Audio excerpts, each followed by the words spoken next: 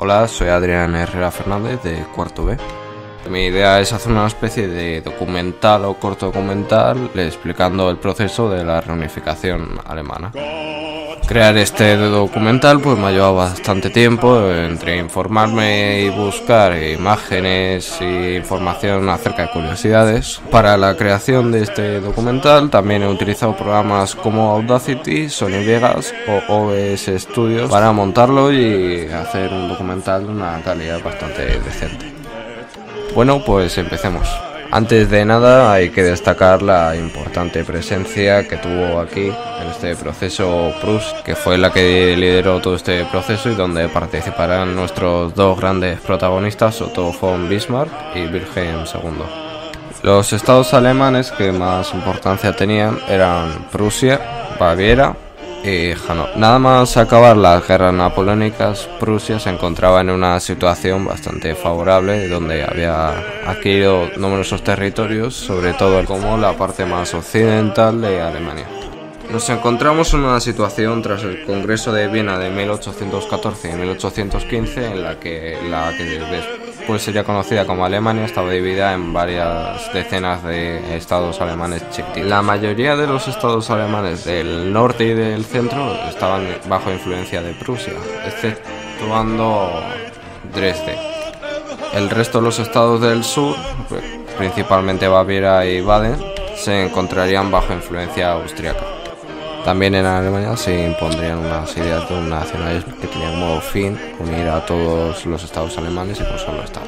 Todas estas ideas nacionalistas vinieron muy influenciadas desde fuera de Alemania, desde países como Bélgica o Grecia, donde habían visto que un país que llevaba 500 años subyugado bajo el yugo de los otomanos pues había logrado su independencia. Todo este proceso de reunificación se inició con una unión aduanera o Zollverein en 1834. Esta unión aduanera, formada por varios estados alemanes y presidida por Prusia, a excepción del estado de Austria, que se quedaría al margen. Esta unión genera un gran crecimiento de la economía y de la industria, destacando la industria siderúrgica y sobre todo en la región del Ruhr. En esta región se creará una potente clase obrera y una pujante burguesía. Cabe destacar el gran papel que jugará la burguesía durante todo este proceso de reunificación. Bueno, ahora continuaremos con las guerras de unificación. La primera guerra de las guerras de reunificación será la Guerra de los Ducados, que enfrentará a Austria y Prusia contra Dinamarca en 1864 por el control de los ducados de Schleswig y de Holstein. Esta guerra, que durará más o menos un año, se saldará con la victoria de Austria y de Prusia sobre Dinamarca. Una vez acabada la guerra, Prusia se hará con el control de Schleswig y Austria con el control de Holstein. Acabada la guerra, el rey Cristian IX de Dinamarca acudirá a espaldas del gobierno danés para incorporar el reino de Dinamarca a la Confederación Alemana, con la condición que los ducados de Schleswig y Holstein vuelvan a ser de la corona danesa. La administración conjunta de estos ducados por parte de Austria y de Prusia llevaría a futuros conflictos que desembocarían en una guerra de la que hablaremos más tarde. He de destacar también que unos 200.000 daneses quedarían bajo el dominio alemán.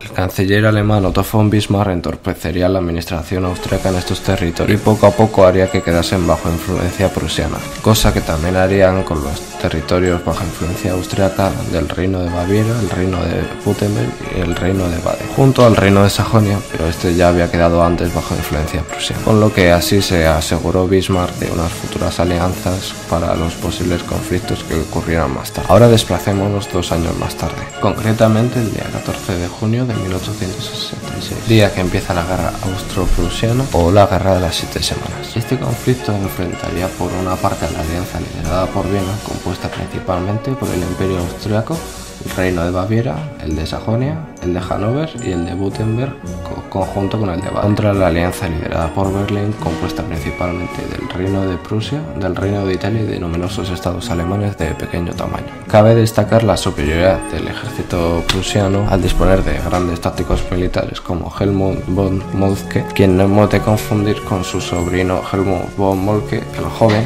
que fue un gran general alemán durante la Primera Guerra Mundial. El empleo del ferrocarril como medio para movilizar a las tropas ayudó ayudó a que el ejército prusiano estuviera rápidamente preparado para el combate, junto a la implementación del servicio militar obligatorio que había impuesto Austria años atrás. Todo ello le permitía gozar unas tropas bastante entrenadas y en un breve periodo de tiempo. Austria, por su parte, tenía las tropas muy dispersas y principalmente eran levas que no habían sido entrenadas. También tenía una buena caballería pesada, pero que había perdido gran importancia después de las guerras napoleónicas. El uso de fusiles de retrocarga por parte del ejército prusiano, que se cargaban por la parte trasera del cañón, aumentaban la potencia de fuego del ejército, mientras que los austriacos seguían utilizando fusiles de avancarga que se cargaban por la parte delantera del cañón, por lo que se tardaba mucho en recargar el fusil. Todo esto propició la derrota del ejército austriaco en la batalla de Salopa, en la que las tropas prusianas al mando de Helmut von Moltke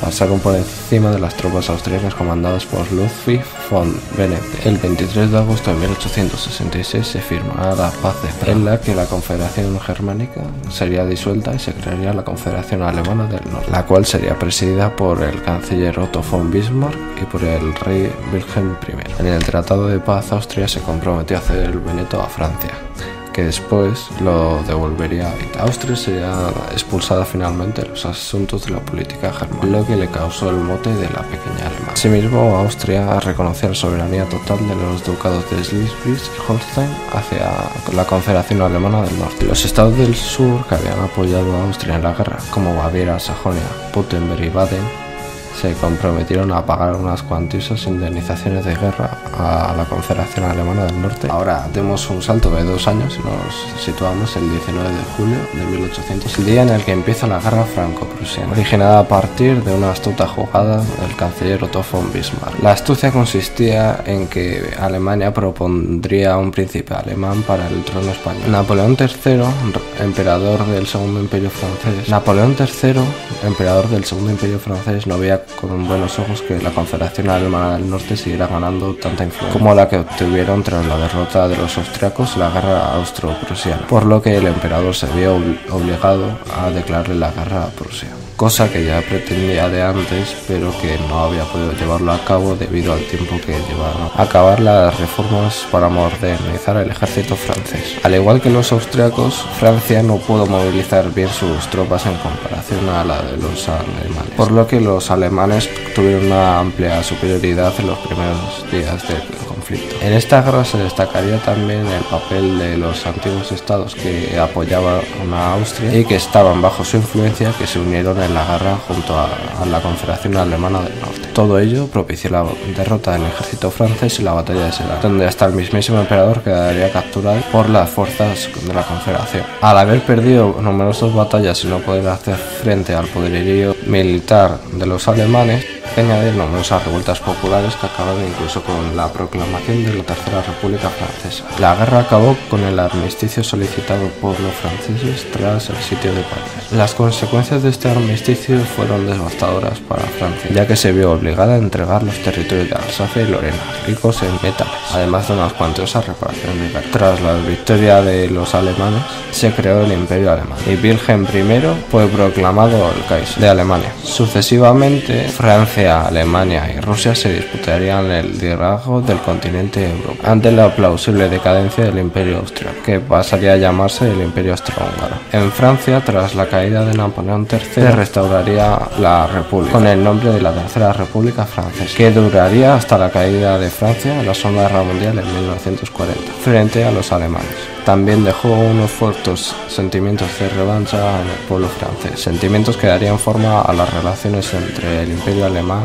y la República Francesa hasta la Primera Guerra Mundial, cuando tras el final de la misma las regiones de Alsacia y Lorena serían devueltas a Francia. Volvamos a 1871, concretamente el 18 de enero, día en el que fue coronado el Kaiser Wilhelm II como emperador de Alemania y el establecimiento del Imperio Alemán como una potencia mundial. Durante el tiempo que duró el Imperio Alemán, Alemania vivió un gran periodo de prosperidad y ganó algunas colonias en África y en las Indias Orientales y algunos pequeños puertos también en la costa china. Finalmente el Imperio Alemán sería finalizado al acabar la Primera Guerra Mundial, momento en el cual pierde todas sus colonias en el Tratado de Versalles, en el cual también pierde numerosos territorios continentales, lo cual daría pie a las justificaciones de Adolf Hitler en la Segunda Guerra Mundial y antes de la misma. Bueno, pues eso sería todo. Espero que os haya gustado y adiós.